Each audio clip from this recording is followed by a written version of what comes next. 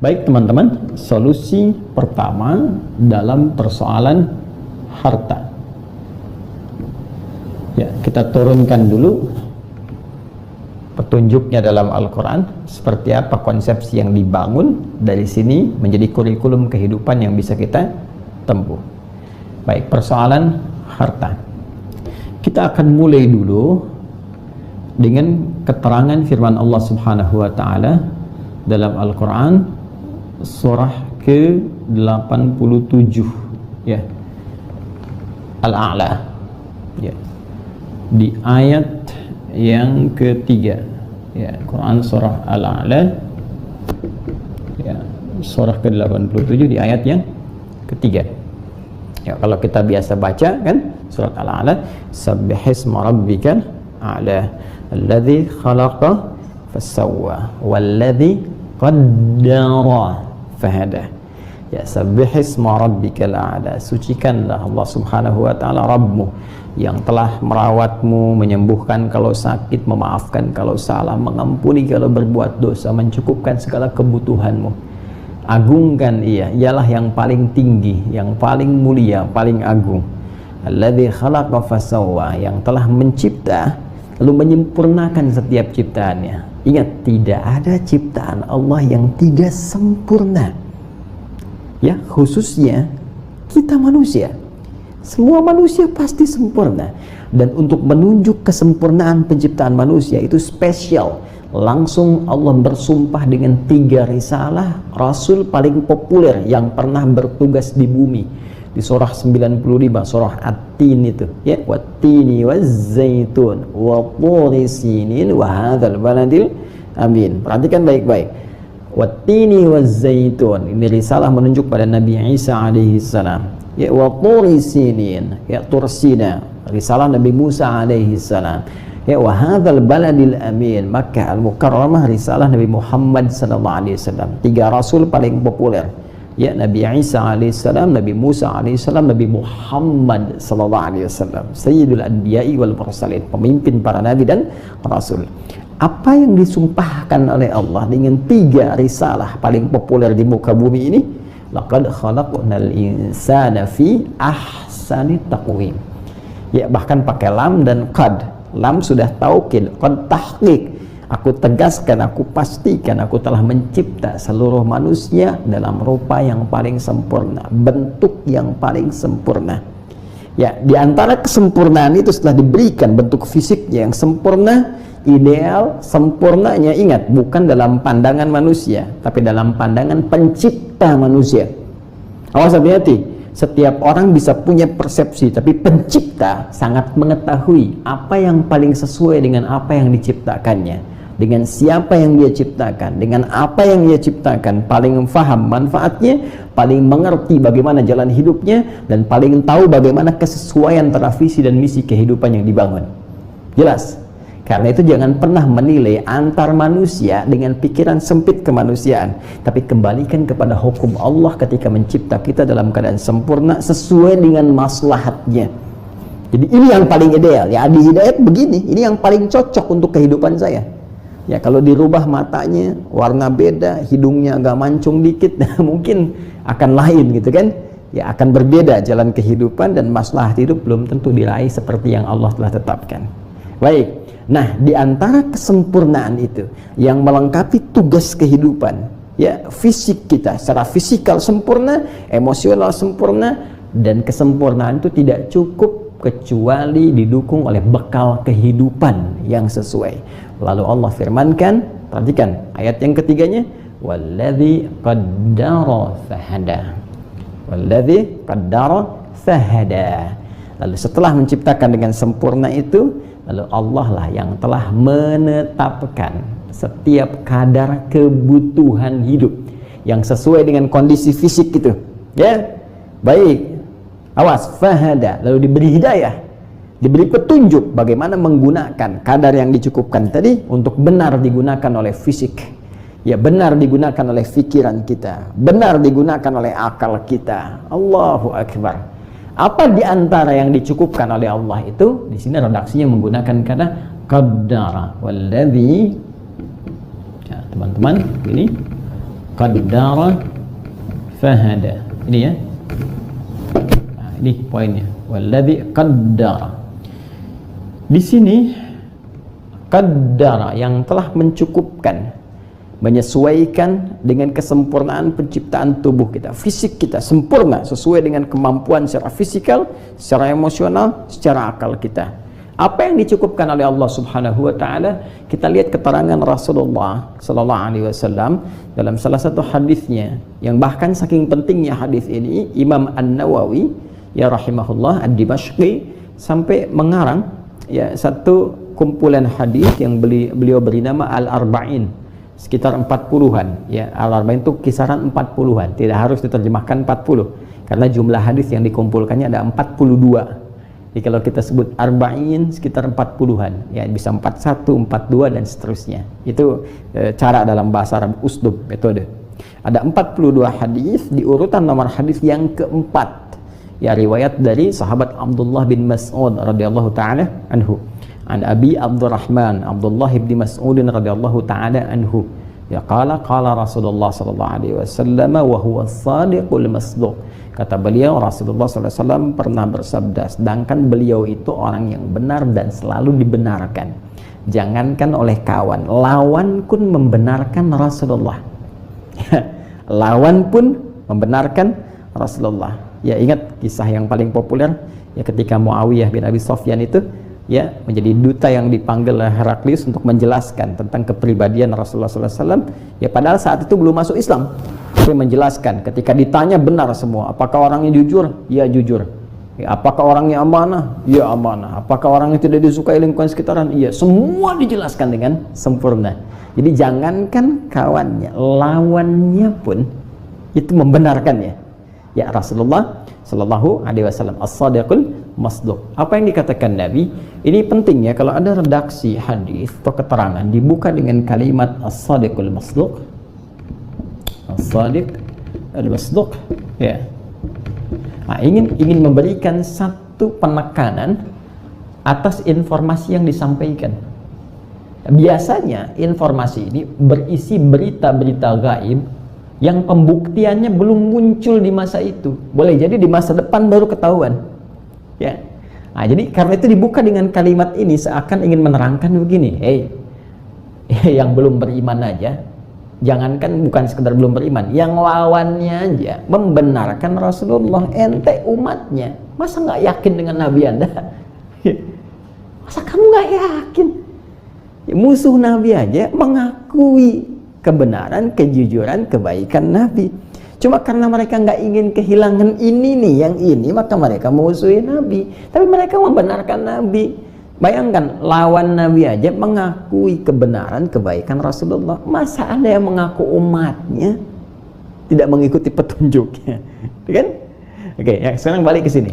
Jadi, ketika disebutkan kalimat ini, itulah yang dimaksudkan. Nabi itu benar loh ya, dan dibenarkan oleh lawannya. Anda sendiri harusnya mengikuti kebenaran itu. Di antara yang disampaikan tentang kebenaran informasi Nabi ini berikut. Apa kata-kata Nabi itu? Inna ahadakum yujma'u fi batni ummihi arba'ina yawman nutfah. Setiap kalian, anak cucu Adam, akan dihimpun di perut ibundanya dalam 40 hari pertama, berbentuk pertemuan antara pancaran spermatozoa dengan ovum, berproses. Tsumma yakunu mithla dzalika 'alaqah. Kemudian 40 hari yang kedua baru berbentuk zigot ya, yang menempel di dinding rahim. Tsumma yakun mithla dzalika mudghah. 40 hari ketiga, 120 hari, usia 4 bulan berbentuk mudghah, sekaratan daging. Ya, di ilmu kedokteran sekarang semua ini terbukti. Ya, zaman dulu kan bagaimana seorang Nabi SAW dalam kondisi yang terisolir, ya pengetahuan dengan taraf itu belum sampai ke situ. Ya, diapit oleh Romawi, oleh Persia, yang tapi nggak sampai ke situ gitu, nggak sampai. Yang megah tuh yang mewah ya Bizantium, kekaisaran itu yang mewah, yang ini jauh di dalam. Bagaimana pengetahuan bisa masuk? Dan orangnya ummi, ya ummi, tidak pernah belajar, tidak ada guru, nggak pernah masuk madrasah. Ya, ini ingin menunjukkan bahwa semua keterangan ini bersumber dari petunjuk Allah Subhanahu wa taala. Dan sekarang semua fase itu dibuktikan oleh kedokteran modern. Bahkan saya pernah kedatangan satu mahasiswa kedokteran dia datang ingin belajar pada saya. Anda mau apa? Mau belajar? Anda dari mana? Saya dari Fakultas Kedokteran, Ustaz. Kampus A, demikianlah datang. Baik, saya akan ajarkan Anda apa yang Anda inginkan. Ini awal-awal saya dulu ke Indonesia, tapi dengan syarat Anda pun mengajarkan apa yang Anda pelajari. Jadi saya pinjam buku-buku dia, modul-modul dia belajar itu, kemudian dia pun belajar apa yang dibutuhkan dari saya. Jadi kita bertukar tuh. Jadi saya belajar ilmu kedokteran yang dia pelajari. Jadi salah satu modulnya saya masih ingat ada fase tumbang, tumbuh kembang. Nah, Anda tahu apa yang terjadi? Begitu saya baca tahapan-tahapan itu ada kalimat yang sama, istilah yang sama, mudirah. Ya, dengan istilah yang sama, mudirah. Jadi sekarang ilmu kedokteran sekarang itu menetapkan apa yang disampaikan Rasulullah kisaran kurang lebih 15 abad yang lalu. Apa belum cukup ini membuktikan kebenaran risalah Islam? Ya, sekali lagi kalau bukan karena faktor yang ini, semua orang sadar nggak akan ada yang bisa menandingi otentisitas dinul Islam. Silakan Anda bandingkan dari apapun, dari segi ketuhanan yang paling jelas, dari segi ibadah yang paling jelas, dari segi tuntunan kehidupan yang paling jelas, teratur semua. Saya sudah sampaikan pendekatan tentang tauhid, tentang Allah, ya.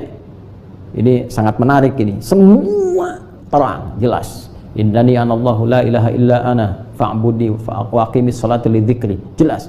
Sungguhnya Allah itu hanya saya, Tuhan itu hanya saya. Satu-satunya, nggak ada Tuhan selain saya, sembah saya. Bahkan dijelaskan bagaimana cara menyembahnya, ditemukan jelas tentang teori ketuhanan, teori ibadahnya diatur dengan jelas. Dari bangun tidur berapa kali sholatnya, sepekan ada ibadah apa, tiap tahun ada ibadah apa, dari harta ibadah apa. Cuma di Islam, silahkan bandingkan dan cek.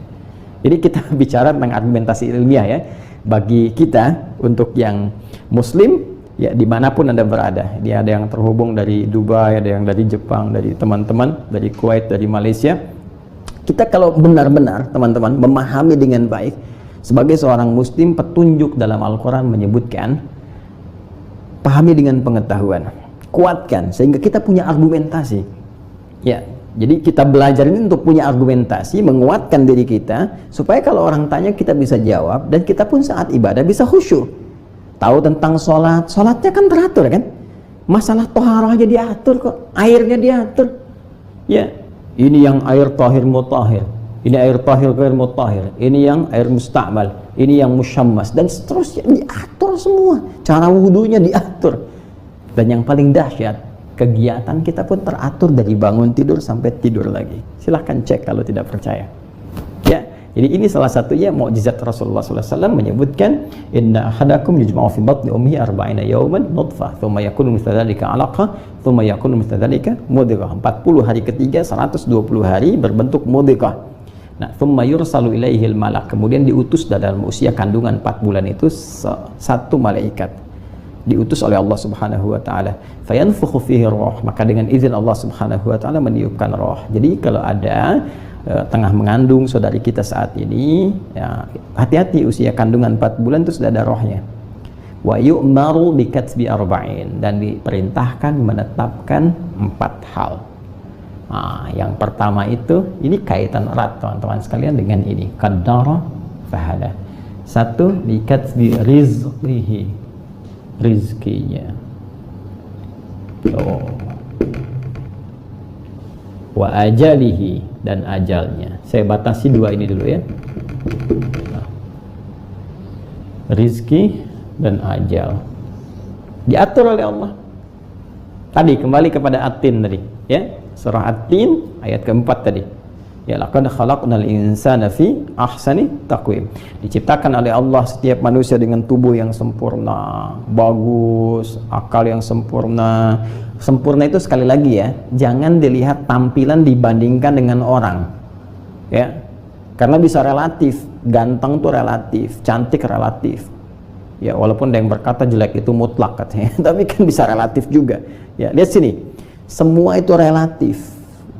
Nah, kenapa? Karena semua nilai kebaikan itu, kesempurnaan, itu akan terletak pada aspek maslahat. Jadi jangan pernah mengeluh, ini tercipta begini, ini kurang begitu. Tidak. Karena di balik itu ada keistimewaan yang belum Anda temukan. Mungkin dengan keadaan seperti itu, maslahat hidup kita itu bisa lebih baik. Itu yang harus kita gali. Ya. Baik. Nah, di antara kesempurnaan itu tidak akan pernah bisa berjalan dengan baik kalau tidak ada batas waktu, usia untuk menggerakkan semua fisik ini. Maka diberikanlah oleh Allah waktu untuk beraktivitas, batas kita beraktivitas. Ini yang disebut dengan ajal. Karena itu setiap hari diberikan, ya. Dalam sehari ada 24 jam, sepekan ada 7 hari, ya, sebulan ada berapa pekan, sampai dengan setahun. Sampai sekarang nggak terasa ganti tahun, nggak terasa kan? Coba kalau fisiknya ada sempurna tapi momentumnya nggak ada, ya, waktunya nggak ada, kesempatannya nggak ada, ya kita akan begini aja terus. Ya, jadi itu yang diberikan oleh Allah sebagai anugerah kepada kita untuk beraktivitas ini. Ya, ini batas waktunya disebut dengan ajal. Quran surah ke-7 ayat 34, wa likulli ummatin ajal fa idza jaa ajaluhum la yastakhiruna sa'ata wa la yastaqdimun. Setiap, jangankan satu orang dua orang manusia, setiap umat yang pernah hidup di bumi, berpetualang, beraktivitas di bumi itu punya ajal, batas kehidupan. Nah, ini sifatnya rahasia, gaib, tidak diberikan informasinya, ya, dengan dua tujuan. Tujuan pertama, supaya kita bersemangat menjalani kehidupan. Bayangkan kalau ditetapkan di sini dituliskan misalnya nih, ada ketahuan ajalnya. Wah, pas sekarang ganti tahun, tinggal 10 menit lagi. Mustahil bisa ikut kajian Aqsa sekarang. Paling-paling di rumah, di pojok kamar. Atau bahkan ke masjid, istighfar, astagfirullah, astagfirullah, astagfirullah. Akhi, nonton kajian dulu. Enggak. Kenapa? 10 menit lagi. Istighfar. Ya, bayangkan. Ya, apalagi bekerja, beraktivitas, nggak ada gairah untuk hidup. Makanya dijadikan itu, dirahasiakan supaya kita serius menempuh kehidupan. Yang kedua adalah hikmah kesungguhan untuk mengingat kematian, ya, dan tidak main-main. Ini dalam konteks berbuat maksiat. Yang tadi dalam konteks mengisi kehidupan, yang kedua dalam konteks berbuat maksiat. Artinya kalau ada orang akan berbuat maksiat, bayangkan mungkin satu akan diwafatkan. Ya, berpikir korupsi nih, awas, hati-hati nih, hati-hati, saya ingatkan lagi nih, ya, para pejabat, ya, dan terkait dengannya, para pengusaha, ya, termasuk para ustadz, para kiai, jangan terlibat, ya, kita pahami lah, ustadz, kiai pasti paham, tapi kalau paham masih bermaksiat itu keterlaluan, ya, hati-hati. Teman-teman sekalian, berpikir kalau ada ajakan berbuat maksiat, ajakan korupsi ini, coba bayangkan saat seketika akan berbuat itu diwafatkan oleh Allah. Itu paling cepat membuat kita untuk menghindar dari perbuatan yang dimaksudkan. Selain turunan lain, Anda pejabat misalnya ada ajak untuk korupsi jamaah macam-macam, pikirkan itu. Kalau belum sampai, pikirkan anak Anda. Kasihan kalau kemudian Anda tertangkap, tiba-tiba yang kena buliannya kan keluarga, anak Anda. Apa Anda nggak tega? Anak Anda masuk sekolah kemudian disebut, "Bapak kamu koruptor ya?" "Ya, anak koruptor." Nah, seperti apa? Anda yang berbuat kok, yang tanggung jawabnya keluarganya, yang tanggung jawab orang lain. Maka berpikir sebelum mengerjakan sesuatu. Ya, kembali ke sini. Itulah ajal. Ya, ini batasnya. Nah, yang kedua, kita cepat, ini nanti dalam topik yang lain kita perdalam. Kita ke sini dulu. Teman-teman sekalian, rizki. Nah, ternyata sejak seseorang sudah mulai ditetapkan oleh Allah kehidupannya, bahkan dalam perut ibundanya telah tertanam rohnya, begitu roh sudah ada, sudah tetap rizkinya. Kadarnya ditetapkan oleh Allah sesuai dengan ajal. Jadi rizki ini berkesesuaian dengan ajal nih. Jadi nggak ada orang hidup nggak dapat rizki, itu mustahil. Ya, apalagi sampai saya pengen dapat rizki, sampai nama saya Rizki misalnya. Tetap Anda mau namanya Kevin, Stephen, Martin dan sebagainya, ataupun Asep, Doni, Cecep dan seterusnya, Adi, ya, Rizki, tetap siapapun nama Anda sepanjang manusia dan ajalnya telah tetap, pasti rizkinya pun Allah akan berikan, karena telah tetap rizki ini diberikan, dituliskan kemudian, ya, dalam lauh mahfud tertulis, ya, Allah berfirman di Quran surah ke-51 ayat yang ke-22, ya, wa fis samai rizqukum wa ma tu'adun, dan di langit telah ditetapkan, tuh dituliskan. rizqukum, rizki kalian itu yang bersanding dengan ajal sampai ajal berakhir. Wa ma tu'adun, dan segala yang dijanjikan, rizki dituliskan, dijanjikan akan diberikan. Jadi mustahil ada orang wafat itu teman-teman sekalian, ya, selama hidupnya nggak dapat rizki, mustahil. Baru saat wafat selesai rizkinya. Jadi ini yang menjadikan kaidah pertama bahwa setiap manusia itu pasti akan dicukupkan rizkinya. Itu klasifikasi rizki nomor 1, cukup. Ini poinnya, di bagian pertama. Sesuai dengan maslahat hidupnya. Ini bersanding dengan ajal. Cukup. Dan redaksi Quran itu nggak pernah ada yang kurang. Redaksinya cukup. Jadi ini batas yang paling rendahnya itu, teman-teman sekalian, cukup. Jadi kalau kita buat begini, di batas ini rizki itu cukup, bukan kurang. Ya, saya selalu katakan kalau ada orang merasa kurang, itu adalah orang yang nggak pernah merasa cukup. Padahal Allah sudah cukupkan. Kan yang mencipta itu tahu kadar hidup kita. Anda aja kalau buat sesuatu kan Anda ukur.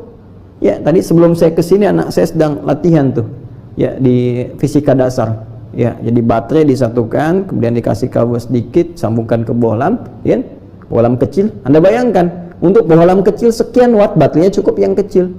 Mau agak besaran lagi, tambah lagi, dayanya tambah lagi, voltasenya tambah lagi. Sehingga dengan itu apa? Bisa sesuai dengan kadar bohlamnya. Ya, sesuai dengan kadar bohlamnya, sesuai dengan kondisi baterainya, dayanya sesuai, voltasenya sesuai. Pun demikian dengan kita. Allah sudah cukupkan, nggak pernah ada yang kurang, kecuali orang yang tidak pernah merasa cukup. Karena itu kita buka dulu Quran surah ke-89. Ayo, buka lagi mushafnya. Karena kita kajian Al-Quran ya, Al-Quran Sunnah Solution. Karena itu saya sarankan setiap kita mengaji, mushafnya buka, ya. Saya buat simpel dulu ya. Saya buat simpel dulu, dari Qurannya dulu, hadisnya nanti setelah kita paham teorinya, kita baca keterangan para ulamanya. Jadi kita baca tafsir itu sudah mengerti dasarnya. Kalau nggak ngerti dasar-dasar ini, kadang-kadang suka bingung juga, bertanya. Nah, terus kadang-kadang nanya sendiri, jawab sendiri, jadi salah sendiri. Ya. Nih, Quran surah ke-89, Al-Fajr, ayat ke-16. Wa amma idza mabtalahu faqadara alaihi rizqahu ya fayaqulu rabbi ahanan. Tuh, ini langsung tafsir Quran bil Quran. Wa amma, pakai waw, wa amma idza mabtalahu, pun demikian jikalau Rabbmu tengah menguji. Ya, jadi rezeki itu ujian, ya, ujian aja. Ya, namanya ujian bekal ya, sederhana ya, supaya kita cukup untuk pulang. Namanya kita merantau di dunia ini ya, kita merantau ya, nanti kita yang pulang, nggak ada yang nggak pulang. Coba silahkan cek setelah kita lewat 15 abad, ada yang bertahan sampai dengan sekarang? Tidak, semua pulang, kita cuma singgah saja ya. Faqadara, nih, walladzi qaddara fahada, menetapkan ya secara sempurna. Jadi kalau pakai tasydid, qaddara yuqaddiru, itu wajan fa'ala yufa'ilu. Dalam turunan ilmu sarafnya, di antara maknanya ini menunjuk kepada sesuatu yang tadarruj, munajjaman, sesuatu yang diatur sesuai dengan aspek kebutuhan, diatur. Jadi dalam hidup tuh nggak semua sampai meninggal turun semuanya, belum tentu. Nanti ada yang sesuai, ini mungkin kamu harus banyak, ini sedikit, ini sesuai, gitu kan? Tapi semua cukup sesuai dengan kadar kebutuhan. Ini qaddara yuqaddiru. Pun demikian ajal. Nggak ada orang hidup langsung 70 tahun kan? Sehari, 2 hari, 3 hari, baru jadi sebulan, jadi setahun, jadi sekian tahun, dan seterusnya. Ini qaddara yuqaddiru. Nah, saat itu turun jumlahnya, baru tasydidnya hilang, qadara. Ya, wa amma idza mabtalahu faqadara alaihi rizqahu. Anda kerja nih, ya, selama sebulan dapat gaji 5 juta. Kan kerjanya terus tuh, tiap bulan misalnya 5 juta, 5 juta, 5 juta. Saat dapat tuh 5 juta dikasih tuh qadara. Ya. Tahapannya selama hidup qadara. Indah kan diksinya? Cuma beda tasydid. tapi detil. Saya sering katakan, kalau bukan firman Allah, mustahil bisa begini. Mustahil. Kalau kita ngaji itu pakai turunan ilmunya, enak kita bacanya itu. Masya Allah. Teruskan. Faqadara alaihi rizqah. Faqadara. Pasti dia hilang di sini, ya. Faqadara alaihi rizqahu. Ini. Maka pun demikian ketika Allah Rabbu menguji dengan mencukupkan, cukup. Menetapkan sesuai kadar. Kadar itu dari bahasa Arab. Kadar itu kan ukuran. Maka memberikan sesuai kadar kemaslahatan, kadar kebutuhanmu. Ya, kamu dikasih banyak-banyak jadi sombong, kamu kasih banyak-banyak gak kepake. Ya, Anda aja makan teman-teman cuman 3 kali dalam sehari.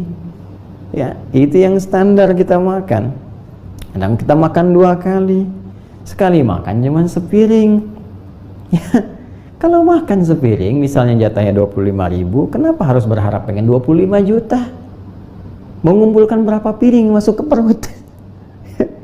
Kalau kita mau tata nggak ada masalah, tapi maksudnya begini loh, Anda dikasih sepiring aja, kenapa harus marah? Kan itu cukup buat Anda. Kalau Anda memang pengen 200 piring, ya nggak ada masalah, cuman kan yang cukupan sekarang itu cukup sepiring. Pengen 2 piring, nanti datang lagi, bergantung nanti selanjutnya petunjuknya seperti apa. Tapi saya mau katakan, ayat ini memberikan gambaran kepada kita bahwa tahap yang pertama dari rizki itu, 1, dijanjikan oleh Allah pasti diberikan kepada hambanya. Ingat itu. Dan bersanding dengan kehidupannya sampai ia wafat. Oke? Pertama, klasifikasinya cukup. Awas, hati-hati. Saya hapusin dulu. Ini bagian pertama.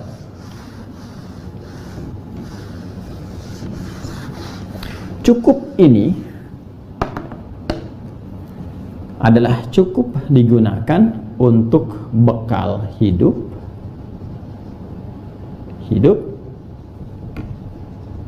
dalam rangka ibadah. Ini poinnya. Awas. Bukan dalam rangka untuk ria, pamer. Ya. Ini pasti akan ada tekanan nih. Jadi kalau rezeki ini Allah turunkan kepada kita bekalnya untuk hidup dan tujuan utamanya ibadah, pasti akan ternikmati. Tapi kalau ini gaya nih, ya, untuk gaya tampil, pasti akan berubah menjadi beban. Ini poinnya, pasti beban. Ya, ini sudah rumus ini. Bahkan kalau kita ngaji fisika, ya, kita belajar fisika di bab gaya aja, F kan rumusnya, ya, masih ingat rumus Pascalnya? Ya, gaya berbanding lurus dengan tekanan itu F berbanding lurus dengan P, pressure, ya, hukum Pascalnya, ya kan? F gaya berbanding lurus dengan P, tekanan. Pascal, hukum Pascalnya, hukum tekanannya. Artinya apa? Ya, gaya berbanding lurus dengan tekanan. Semakin banyak gaya, semakin tertekan hidupnya. Ya, baik. Kan dasarnya kan F1 sama dengan F2 kan? Gaya gerak sama dengan gaya dorong, atau keluar sedikit, effortnya juga sedikit. Ini pukulan kecil. Tuh, bunyinya kecil. Kalau pukulannya kencang, ya, bunyinya pun kencang. Ya, iman juga begitu. Imannya kecil, amalnya kecil. Tuh, kan? F1 sama dengan F2. Iman kuat, ya amalan kencang. Ya sama aja gitu. Ya, makanya sering ada ketersambungan, ada koneksivitas antara fisika dengan metafisik. Ya, antara fisika ya dengan tuntunan-tuntunan agama atau syariat. Jadi kalau kita mau turunkan banyak ketemunya. Ya, dan rumus-rumus itu pasti akan dipakai. Ya, banyak misalnya rumus tentang kecepatan, jarak untuk menentukan sholat jamak qashar. Ya, Anda pakai dong, jangan dipakai untuk dunia aja. Ya, cuman ngukur berapa lama jaraknya ke Bandung sini, berapa jam. Sekarang mudah, orang tinggal klik keluar. Ya, klik satu aplikasi tertentu keluar, sekian jam, sekian menit sudah ada. Kan rumusnya kita pakai untuk ibadah. Ya, apa rumusnya? F sama dengan V dikali T gitu kan? Ya, jarak sama dengan kecepatan dikalikan dengan waktu. Ya, semakin kita tingkatkan kecepatannya, ya semakin waktunya akan berkurang, jarak tempuhnya juga akan semakin kecil, semakin pendek, gitu kan? Ya, jaraknya setama tapi untuk menempuhnya bisa semakin kecil. Nah, ini terbukti untuk jamak qasar. Ya, misal kita mau ke Jakarta, ya, dengan mau ke Semarang, secara teoritis kan jauhan jaraknya ke Semarang. Tapi kalau ke sana pakai pesawat yang kecepatannya bisa 800 mph, ya, itu kan bisa 1 jam, bahkan 45 menit bisa sampai. Ya, putar sedikit 1 jam misalnya sampai. Kita berangkat jam 11 sampai jam 12, berangkat jam 12 sampai jam 1. Sekarang ke Jakarta dari Bekasi, secara teoritis jauh ke Semarang, ke Jakarta lebih dekat. Tapi kalau ke Jakarta dari Bekasi pakai beca, walaupun lewat beca kayu, tetap aja nyampenya susah gitu. Ya, mungkin boleh jadi yang ke Jakarta bisa dijama, yang ke sini malah enggak gitu. Ya, nah ini yang saya maksudkan. Ya, balik sini ya. Ya, balik sini. Nah, jadi ini poinnya. Pertama, Allah berikan pada seseorang itu sebetulnya cukup kadar rezekinya. Ya, satu itu dulu ya. Jadi ini poinnya, cukup dalam konteks untuk ibadah, kecuali untuk nambah beban hidup. Kalau nggak percaya silakanlah, untuk hidup aja pasti cukup. Nah, kalau kita ingin tingkatkan itu ya dengan peningkatan yang lebih, dengan motivasi ibadahnya, ini kuncinya nih. Ini kita turunkan nih. Ya, rumus ini nanti ada di Quran surah ke-28 ayatnya 77. Ya, di mushaf standar itu paling kiri sebelah bawah. Surah Al-Qasas ayat 77. Wabtaghi fima atakallahu ad-daral akhirata wa la tansa nasibaka minad dunya wa ahsin kama ahsanallahu ilaik. Fokus baik-baik ya. Wabtaghi fima atakallahu daral akhirah. Ini Allah turunkan kepada peringatan ya kepada Qarun. Ya, sezaman dengan siapa? Firaun. Ya, Qarun dan Firaun, penasehat spiritual kebelingernya itu ada Haman, ya ada jenderalnya dan sebagainya. Makanya nanti nabi yang diutus Nabi Musa ditemani oleh Harun, ya alaihima assalam. Fokus baik-baik. Qarun dilihat sejarah dari manapun mengetahui bahwa itu kayanya luar biasa. Baik ya, jadi sampai sekarang masih mencari harta Qarun, ya diserap ke dalam bahasa kita menjadi harta karun, ya kan? Lalu Allah ingatkan dan diabadikan dalam redaksi Al-Quran, disampaikan kepada Rasulullah SAW kisah ini. Wabtaghi fima atakallahu daral akhirah. Aku titipkan semua harta itu pada hakikatnya supaya engkau gunakan itu untuk ibadah, mencari kemuliaan akhirat, cari tempat. Karena nanti ada surga yang disiapkan bagi penduduknya yang beribadah ke surga ini lewat hartanya. Ini yang harus benar-benar bisa dipahami. Jadi nanti ada surga yang diperoleh dengan ibadah fisik, ya. Misalnya ada surga orang tahajud, surga orang puasa, pintunya macam-macam, pintu tahajud, babut tahajud, pintu ar-rayyan untuk orang puasa. Tapi jangan lupa ada surga-surga tertentu yang bekal utamanya itu dengan harta. Ini poinnya. Ibadahnya dengan harta. Baik, nanti seperti Quran surah ke-3 Ali Imran, ya, ayat 133 sampai 134. Ini yang luasnya seluas langit dan bumi, Masya Allah. Anda yang sekarang punya komplek, punya ruko banyak, jangan bangga dulu. Komplek itu ada nggak di surga? Nanti ada orang yang beribadah di sini, hartanya diinvestasikan untuk kehidupan abadi di akhirat nanti. Jadi begitu nyampe dibangunkan, wah satu istana luasnya di surga seluas langit dan bumi. Silahkan tuh mau balapan pakai Ferrari, Lamborghini, Lamborghini, macam-macam, bebas lah. Mau nyampenya kemana terserah gitu, itu luar biasa. Ya, wasari'u ila maghfirati min rabbikum wa jannatin 'arduha as-samawati wal ardu u'iddat lil muttaqin. Bergegas untuk evaluasi diri, istighfar kepada Rabbmu dan berharap bisa masuk surga, punya impian di surga yang disiapkan untuk orang takwa seluas langit dan bumi. Apa amalan pertamanya? Di ayat 134-nya. Alladzina yunfiquna fis sarra wad dharra, yaitu orang-orang yang saat di dunianya itu cari bekal, gemar infak. Ya, pakai hartanya. Baik dalam keadaan lapang ataupun sulit. Jadi poinnya di sini, wabtaghi fima atakallahu daral akhirah. Ini silahkan cari kemuliaan akhirat. Jadi poinnya ini ibadah. Jadi kalau untuk bekal hidup, ibadah standar untuk sholat, beli baju, cukup nih. Ya, nggak harus mewah, menutup aurat, alhamdulillah. Ya, ngontrak bukan aib, ngontrak itu. Ya, aib tuh kalau bangga ya dengan utang, itu aib namanya. Boleh nyicil nggak ada masalah, kalau mau beli rumah nyicil nggak ada masalah.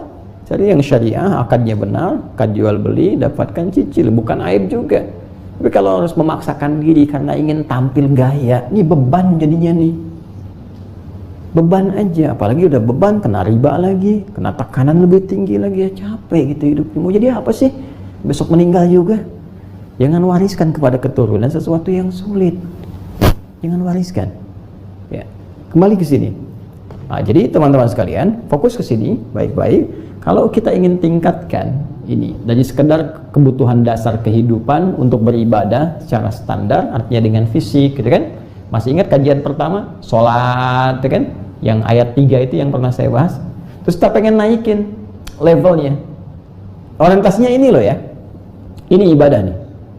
Bukan dunia orientasinya. Kalau dunia, untuk apa iman kita ada? Ya kalau nyari dunia jangankan orang beriman, mohon maaf yang nggak beriman pun pintar urusan dunia. Tuh silakan cek yang ngatur dunia sekarang siapa? Ya, jadi yang belum beriman pun bisa. Bahkan mungkin boleh jadi lebih giat dibandingkan orang beriman. Bisa jadi. Karena itu tarik urusan kita, tarik visi kita lebih jauh dong. Jadi ahli akhirat. Itu yang lebih hebat. Dunia mah udah banyak yang bersaing. Jangan bangga dulu kalau baru dapat Nobel, dapat medali, ya itu biasa, yang lain juga dapat kok. Tuh di akhirat nanti. Ya. Itu persaingan kita, itu baru dahsyat. Ya, itu baru dahsyat. Karena itu visinya robah ke ibadah, ini visinya, goalnya ini, ya. Visi ibadah. Jadi kita itu kalau mau naikkan level dari cukup menjadi level yang kedua, kaya. Orientasinya ke sini. Untuk ibadah, untuk dapat ini, ya, mengaktualisasikan firman Allah di sini, mendapatkan janji Allah di sini, menjadikan niat kita ke sini. Itu fokusnya. Karena itu Allah turunkan ayat-ayat motivasi kita supaya kaya. Apa di antara ayatnya? Ayat zakat, tuh teman-teman sekalian. Ayat infak. Oh. Ini sudah berkesinambungan dan tersinergikan dengan unsur kehidupan tadi. Masih ingat gak teori tadi? Awas ya, hati-hati, ini sering ada orang bertanya. Pernah nggak Anda mendapatkan pertanyaan gini, even itu dari non-muslim misalnya yang belum beriman. Ya, Anda yang bertanya, aduh saya ini kaya, tapi kok jenuh ya dengan kekayaan saya? Saya udah punya mobil, punya apartemen, punya ruko banyak, punya ini, tapi kok jenuh gitu, bosan, sampai pada titik bosan. Kenapa? Karena pedoman hidupnya belum dikaji secara sempurna. Kita harus tanyakan kepada Sang Pencipta, bagaimana cara menjadi kaya tapi nggak jenuh. Maka Allah turunkan tadi secara sinergis tadi. Masih ingat tadi ayat-ayatnya? Ya, bukankah rezeki itu disandingkan dengan kehidupan, dengan bekal fisik, tuh, ya, termasuk mental dan sebagainya, termasuk perasaan. Maka untuk menyeimbangkan ini semua, ini kan pasti akan berpengaruh tuh. Orang hidupnya semakin meningkat, tata kehidupannya pasti akan berpengaruh pada penampilan fisiknya, pada mentalitasnya, ya, pada keadaan dirinya, tampilnya, karakternya, itu berpengaruh. Untuk menjaga itu semua, dijadikanlah kemudian oleh Allah tetapkan ibadah. Ibadah ini akan memberikan ketentraman pada jiwa. Jadi ini yang akan mengentaskan kejenuhan. Makanya banyak dulu itu zaman Nabi itu kaya biasa dan nggak bangga kok, orang kaya itu biasa aja. Bahkan Nabi minta milih secara tidak langsung, passionnya pilih yang mau ilmu siapa, masuk golongan seperti sahabat Ali bin Abi Thalib karramahullah wajhah, sahabat Abu Hurairah, pilih di ilmu. Ya, Abdullah bin Mas'ud pilih di ilmu. Ya, yang passionnya di tenaga siapa? Bilal pilih adzannya di masjid. Udah, saya mau adzan aja, rezeki saya cukup kok. Ya, orang nyembelih kambing, beliau nyembelih ayam cukup gitu. Yang penting saya niatnya ibadah sampai wafat masuk surga. Allahu Akbar, Allahu Akbar. Selesai adzan, kata Nabi, ya Bilal, aku dengar terumpahmu di surga. Aku mendengar suara terumpahmu di surga. Ya Bilal semakin yakin, adzan aja masuk surga, ngapain saya ngerjain yang lain? Nah itu kan porsinya Bilal, tapi yang lain kan beda. Ada pebisnis seperti Abu Bakar As-Siddiq, Umar, Uthman bin Affan, kan? Ada lagi Abdurrahman bin Auf, ada birokrat, ada diplomat, ada pejabat seperti Umar bin Khattab, pemimpin dari panglima sampai jadi pemimpin, Khalid bin Walid di panglimanya, ya, dan seterusnya. Ada Amr bin As di birokrasi dan seterusnya. Jadi semua, dan Masya Allah disebut oleh Nabi ahli surga, ahli surga. Jadi kaya itu biasa gitu ya. Yang tidak mudah itu mengelola kekayaan. Karena itu kalau kita ingin kaya tapi nggak jenuh, kaya menikmati kekayaan, ini dipakai nih. Dan ini adalah trigger menuju kekayaan. Ini katalisnya juga. Ini cara membaca ayat zakat tuh begini. Jangan kita baru kaya baru mikir zakat, bukan. Ya, cara berpikirnya begini, cara membaca ayat zakat tuh, saya itu ya Allah, ya, pengen kaya itu supaya bisa zakat, supaya bisa infak. Jangan supaya kaya dulu baru kepikiran zakat, bukan. Jadi ayat-ayat zakat tuh diturunkan salah satunya memotivasi kita supaya kaya. Itu cara berpikirnya. Sebab nggak mungkin kita berzakat kalau nggak ada apa yang dizakati. Dari mana zakat kalau nggak ada hartanya? Dari mana mau infak kalau nggak ada hartanya? Dari mana sedekah kalau nggak ada hartanya? Kan zakat itu dikeluarkan kalau ada kelebihan dari nasab yang telah ditetapkan. Lebih dari 85 gram, silahkan berzakat. Artinya udah dianggap kaya, lebih daripada kecukupan. Baru dikeluarkan. Sekarang bagaimana bisa zakat kalau nggak ada hartanya? Jadi cara membaca ayat-ayat zakat itu ayat-ayat yang mendorong kita itu supaya kaya. Makanya kalau Anda ingin naik level dari cukup menjadi kaya, maka salah satunya pelihara diri untuk menjadikan visi itu terkait dengan ibadah. Ini niatnya ke sini nih. Ya Allah, berikan saya kesempatan sebelum wafat ya Allah untuk bisa berzakat. Saya ingin optimal berzakat, infak ya Allah, sedekah. Saya telah berusaha sholat. Sunnah saya kerjakan ya Allah. Fardu saya lakukan, sunnah siang malam saya lakukan. Tapi saya belum berkesempatan untuk zakat selama hidup. Berikan kesempatan ya Allah. Tidak perlu besar ya Allah, 25 juta aja ya Allah untuk bulan ini. Oh, 25 juta, 2,5%, 1 M dapatnya. Tuh 2,5% kan 25 juta ya.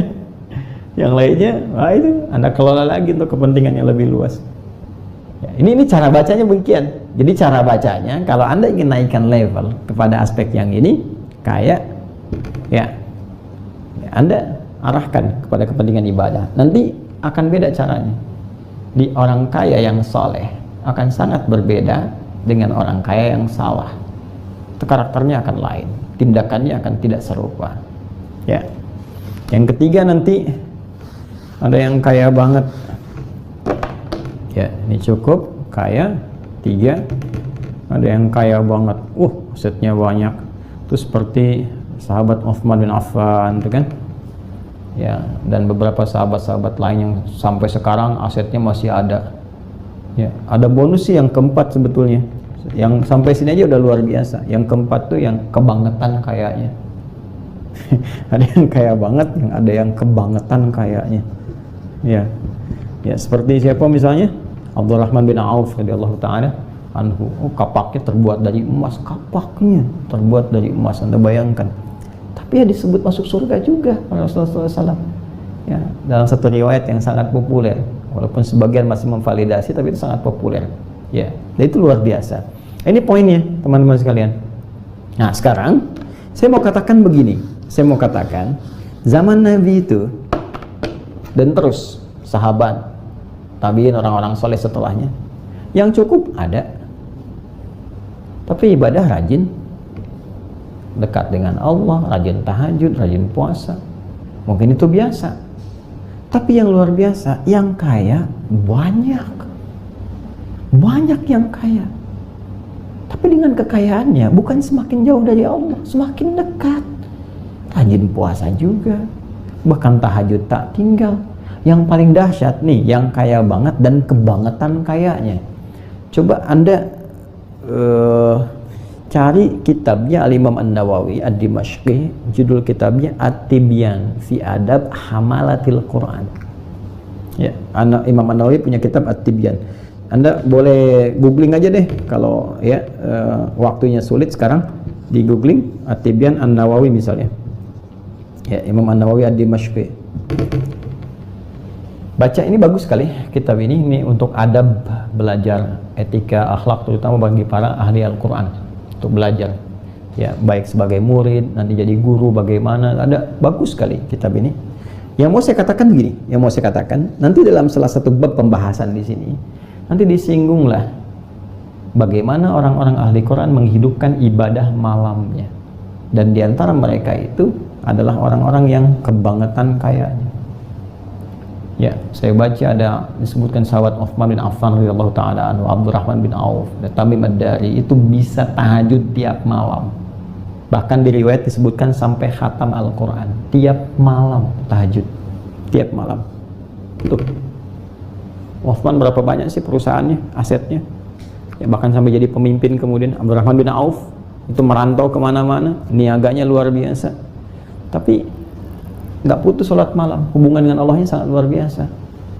Terus Anda seberat apa sih timbangan kekayaan Anda bila dibandingkan dengan orang-orang terdahulu ini? Saya nggak yakin, sampai ke sekukunya pun belum yakin saya.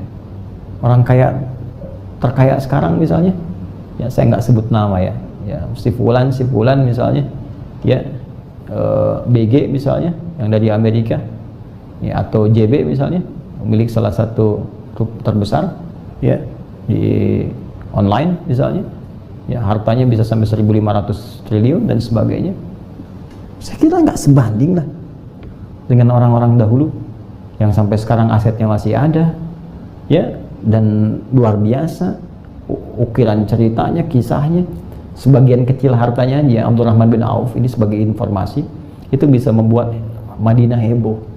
Sebagian kecil, ketika tiba-tiba Masya Allah beliau ada kafilahnya datang, heboh, orang sampai keluar rame melihat apa itu. Ya, tiba-tiba Sayyidah Aisyah keluar mengatakan, ini riwayat yang perlu divalidasi tapi sangat populer sekali. Ya, aku mendengar Rasulullah SAW pernah menyampaikan bahwa Abdurrahman bin Auf masuk surga dengan merangkak. Ya, ini bukan waktu merangkak begini ya.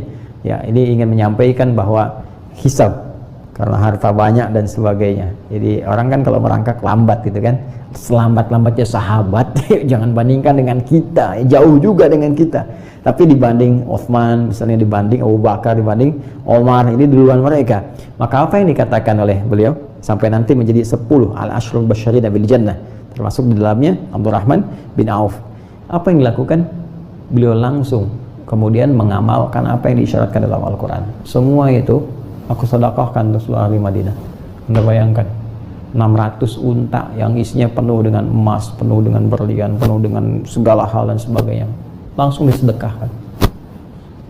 Dan kalau baca lebih dalam lagi, Allahu Akbar, orang-orang Madinah itu ya sepertiganya teman-teman sekalian dimodali oleh Abdurrahman bin Auf.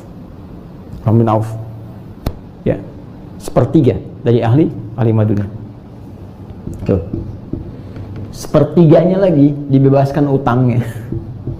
Bayangkan, entas sepertiga ahli Madinah tuh ada yang ngutang kepada Abdurrahman bin Auf, dibebaskan utangnya.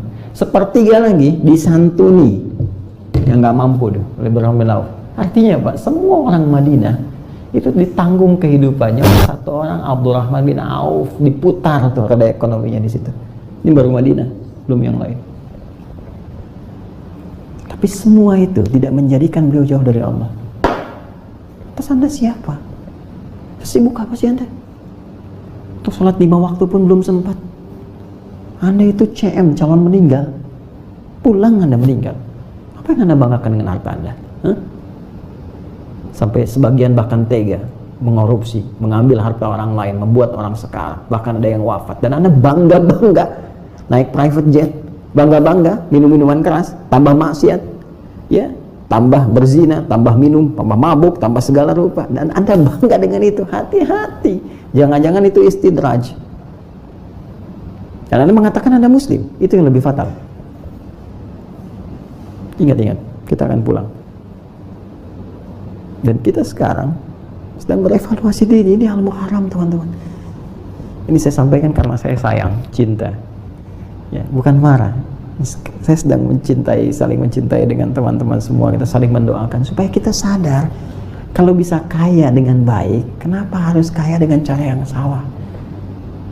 Kita akan kembali dihisab, kembali kepada Allah. Karena itu, ini yang harus kita pelajari. Ya, kalau sekarang ada kesibukan untuk mencari harta benda yang membuat kita menjauh dari Allah Subhanahu wa Ta'ala, kita evaluasi. Jangan-jangan ada yang salah dalam cara mencari rezeki yang telah ditetapkan ini. Pilihannya ada kok dari Allah. Mau cukup bisa, mau kaya bisa, mau kaya banget bisa, mau kebangetan kayaknya juga bisa. Nah, sekarang jalannya kita keluarkan. Tidak harus menempuh yang aneh-aneh lah. Walaupun awalnya kayak Abdurrahman bin Auf itu untuk dilepaskan oleh Allah dari cara yang salah, dikasih cara yang benar. Walaupun mungkin awalnya terjal terasanya, nggak enak. Kan hartanya banyak sejak di Mekah ini. Masih ingat gak kisahnya teman-teman? Terus masuk Islam kan? Diajak oleh Utsman bin Affan. Ya, masuk Islam. Utsman diajak oleh Abu Bakar radhiyallahu ta'ala anhu. Utsman kemudian mengajak Abdurrahman bin Auf dan sebagian koleganya masuk Islam. Singkatnya ketahuan ya, oleh masyarakat kufar Quraisy pada waktu itu, dan dalam posisi akan berhijrah ya ke Yathrib, belum jadi Al-Madinah Al-Munawwarah. Diberi pilihan, kalau mau hijrah silahkan, cuma harta semua tinggal, dirampas, hanya bawa pakaian yang melekat saja. Kalau mau bertahan akan diangkat jadi orang paling terpandang, hartawan paling kaya di Mekah, dihormati. Apa yang dilakukan? Perhatikan, kalau hidayah sudah tertanam dalam jiwa, ada yang disebut halawatul iman,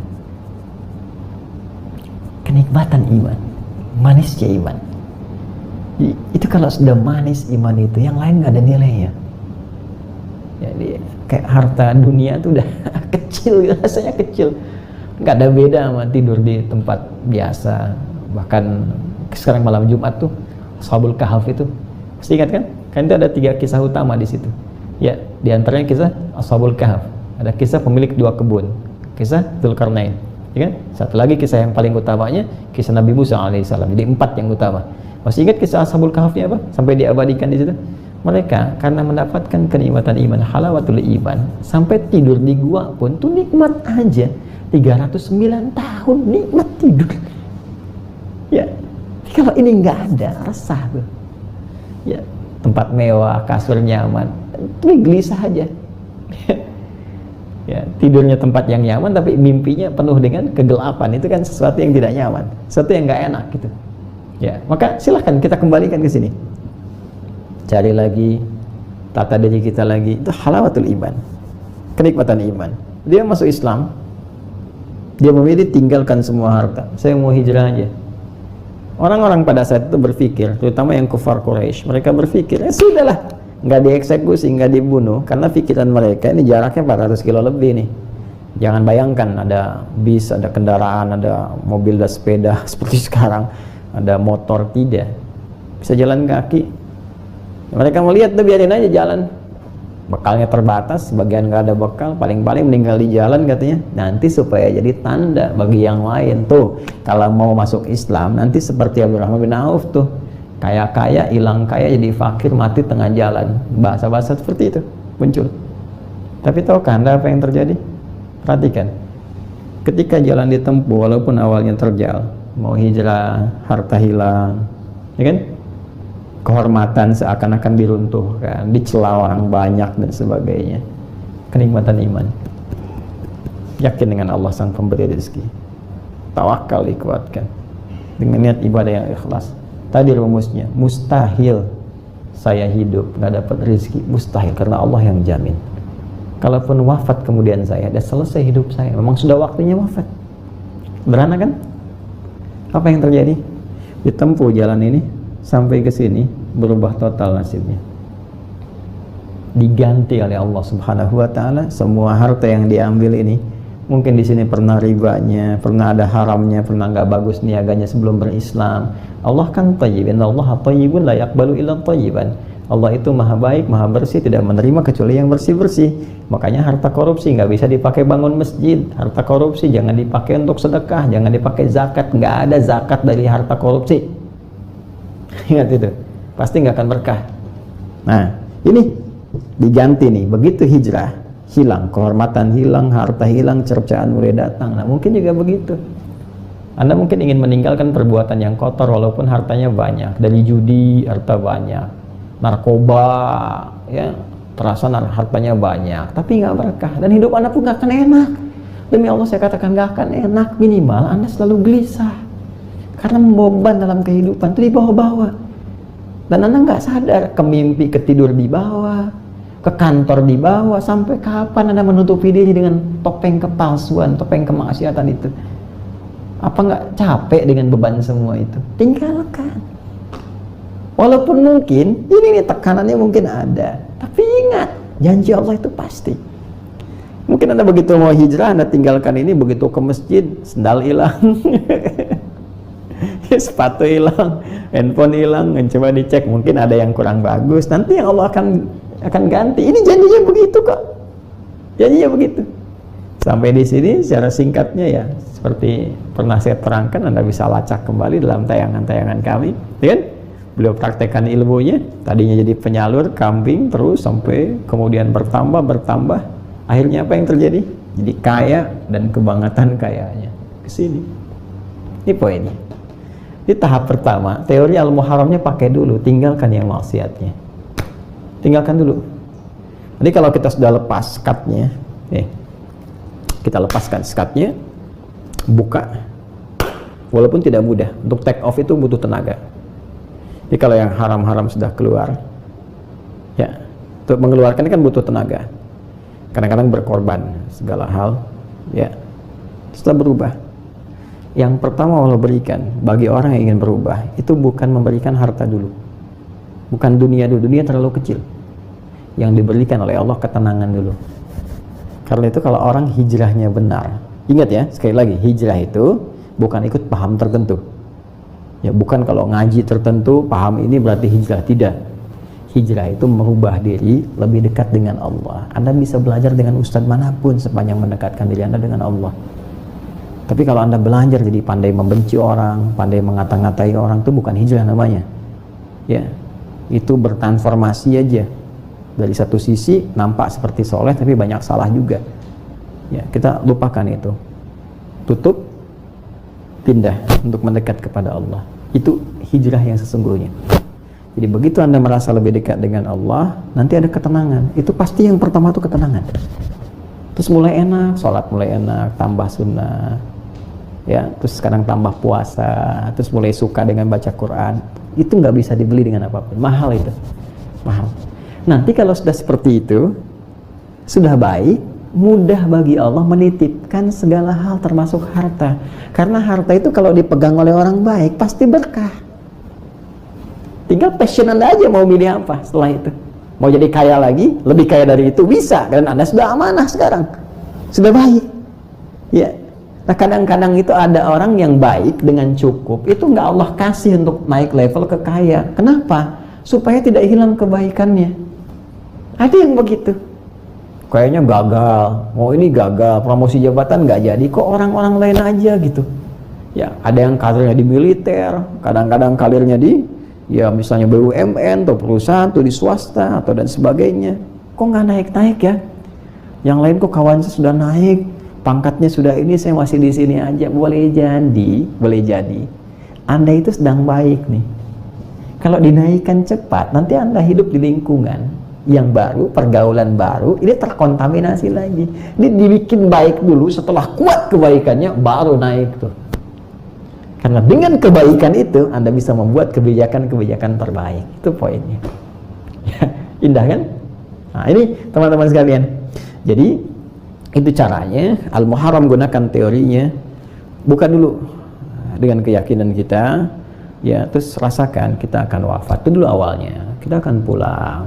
Semua harta dikumpulkan itu dengan cara yang tidak benar, menjauhkan dari Allah itu, pada akhirnya akan ditinggalkan. Dan kita akan berhadapan dengan Allah. Apa sanggup berhadapan dalam keadaan dengan penuh lumuran dosa menghitam pada diri kita, dan kita merasakan akan pulang. Yang kedua, jadi beban buat keturunan. Apa tega Anda? Ya, maaf sekali. Anda akan sangat marah jika anak cucu Anda disakiti oleh orang lain. Anda marah. Lantas kenapa Anda tidak gelisah dan marah pada diri Anda ketika Anda menyakiti anak cucu keturunan sendiri? Anda itu kalau korupsi, Anda sedang menyakiti keluarga Anda. Anda kalau mencuri, Anda sedang menyakiti keluarga Anda. Dan anak-anak Anda itu bisa berkeluarga dengan yang lain lagi, itu bisa mengotori yang lain. Anda tega menjerumuskan mereka pada keburukan. Masa perbuatan Anda harus ditanggung oleh orang lain penderitaannya? Kan tidak adil, itu tidak fair. Ya, balik ke sini. Jadi cuma merenung sedikit. Malam ini kita khidmat, memohon kepada Allah kebaikan. Setelah perenungan itu ada, baru kita akan belajar bagaimana cara naik level. Kalau saya pengen ke sini, ya, karena level dasarnya ini dulu nih. Lihat di rumah, bekal cukup nggak? Alhamdulillah cukup. Ya, untuk makan cukup, pakaian cukup, untuk sholat cukup, ya, untuk saum cukup, ya, untuk yang pokok-pokok cukup. Alhamdulillah, berarti di level ini nih ibadah tercukupi, pertahankan sampai wafat. Terus passionnya bisa apa saja, bisa Anda ke ilmu, bisa ke tenaga, ya hidup ya seperti itu aja, cara pandang kita aja. Dalam pandangan Allah yang mulia itu orang takwa. Quran surah ke-49 ayat 13, ya ayyuhan nasu inna khalaqnakum min dzakarin wa untha wa ja'alnakum syu'uban wa qabaila lita'arafu inna akramakum indallahi atqakum. Inna akramakum indallahi atqakum. Yang mulia, paling mulia di antara kalian di sisi Allah yang paling takwa. Jadi kalau cara pandang kita ke petani misalnya, kadang-kadang orang ke petani dengan pejabat atau orang kaya suka beda pandangan. Itu kan cara pandang kita aja, di mata kita aja. Kadang-kadang ilusi pandangan kita aja, ilusi duniawi namanya, ya, ilusi duniawi. Kita aja yang bedain cara pandang kita. Dalam pandangan Allah semua sama passionnya. Untuk pulang juga, yang ini bekal dengan bertani, mulia, ini berkebun bertani. Anda jangan bangga punya perusahaan ratusan tapi nggak pernah bisa sembahyang, sholat nggak bisa, puasa nggak mampu. Jangan bangga dulu. Lebih hebat tuh yang tiap hari, ya, pergi ke sawah bawa paculnya, dia nyangkul, ya, dan sebagainya terus. Tapi masya Allah, mencangkul dalam keadaan puasa, malamnya dia tahajud. Itu yang luar biasa, top, ya, TOPBGT, top banget, ya, itu yang luar biasa. Tapi tidak keliru kalau Anda ingin naikkan level ke sini, nah, atau bahkan ke sini, atau bahkan meraih ini. Ada caranya, tinggal pilih. Ya, itu passion. Dari passion yang tenaga, ilmu, kedudukan, ya, atau harta. Ada 4 nih: tenaga, ilmu, kedudukan, harta. Sekarang kita sedang bicara harta di sini. Nah, bagaimana caranya, Ustadz? Ada nggak petunjuk di Al-Quran? Aqsa, Al-Quran Sunnah Solution. Ada nggak petunjuk di Al-Quran, dalam hadis? Saya pengen jadi kaya, saya pengen kaya banget Ustaz, saya pengen kebangetan kayanya Ustaz. Boleh? Ada nggak ayatnya? Ada nggak hadisnya? Bagaimana cara meraihnya bisa kaya dan soleh? Nah, kaya itu penting Ustaz sekarang, sebab handsome itu sudah nggak penting. Yang penting handphone bagi sebagian.